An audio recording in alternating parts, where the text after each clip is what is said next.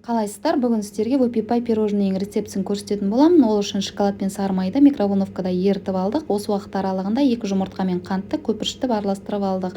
Осы көпіршіктің үстінен шоколадымызды құйып, жақсылап бір араластырып алдық.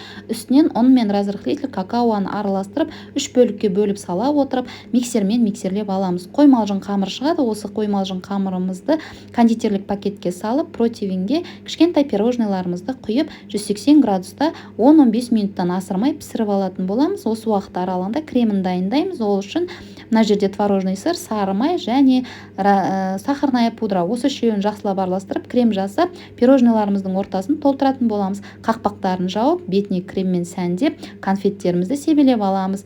Осымен біздің выпипай пирожныйларымыз дайын. Менің видеом сіздерге ұнаған болса, маған тіркеліп, лайк басып, комментарий жаза кетіңіздер. Дәл осындай рецепттерде кездескенше сау болыңыздар. Назарларыңызға рахмет.